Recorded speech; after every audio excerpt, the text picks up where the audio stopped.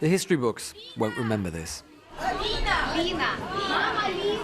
But in this war, like every war, it's these little moments that in years and decades to come, those involved will never forget. A child lost on a platform and her mum, Lena, who no one can find. Przemyśl station in Poland, a few miles from the Ukrainian border, has seen refugees from its neighbours before. Few likely expected to see quite so many again. So the platform is full right to the very end of people just waiting to be processed, mainly women, children, some elderly as well. Some of them have been travelling for up to a week.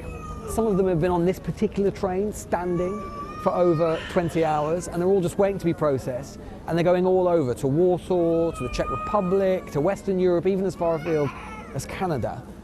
And one thing they all have in common, as well as being angry and resolute and proud of their forces, is that they've left family behind. Is your husband with you? No, he left in Ukraine. He's military and he defends our city, Kyiv. He's fighting? Yes, right now. He's fighting every day. You must be so worried about him. Sure. But I understand that he must do this for us, for our children, and many men. And they are doing it with pleasure, with dignity, and they are doing it, all this for us. How long would it normally take you to get here from Lviv? 2 hours. And it's taken you 18? Yes, exactly. And are you here with all your family? No, it's only me. I left my family in Ukraine because they were like, at least we have to save someone. How old are you? I'm 19. You're 19? 19. And all the rest of your family, your mom, your dad? Mom, dad, sister, and younger brother. What do you think of Vladimir Putin? When you think of him, what do you think of him?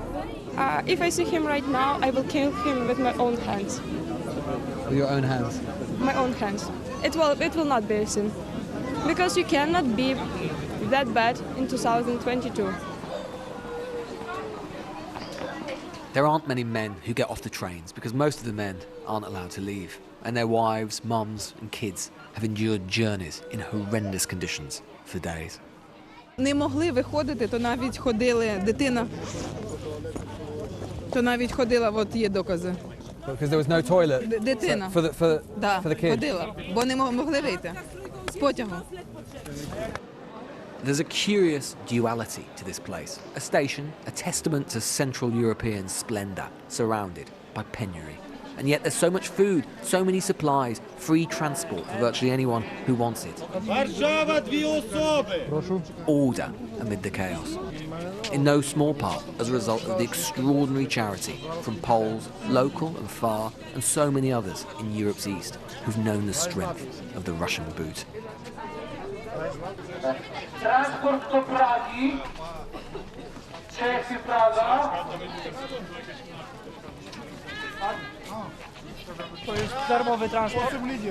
Darmowy? Za darmo. I mean, that's amazing. You don't even know this lady. You don't even know this lady, and you're going to drive her all the way to Prague. Nie znаю ich. Why? Why are you doing it? Dlaczego pan to robi? Jako pomoc. You wouldn't think that there could be much goodness at Przemyśl station right now, but there is, and it isn't the only thing to surprise. Now, you might think this is a queue to get to a train further away from Ukraine, but it's not. This is actually the queue for the train to Lviv, the train going back into Ukraine. And the queue is enormous. You might think, well, what's all that about? Well, some of them are journalists, inevitably. Some of them are men, a lot of men who are going back to Ukraine to fight, people who live in Poland or from further afield and they feel obliged. And some are women whose kids are in Ukraine and they're having to go back and try and fetch them. You're on a sort of girls' week away or something to Spain. Our family stay in Ukraine, in Kyiv, in Odessa, in Lviv. So we want to go back home. We don't want to run away from Ukraine. It's terrible.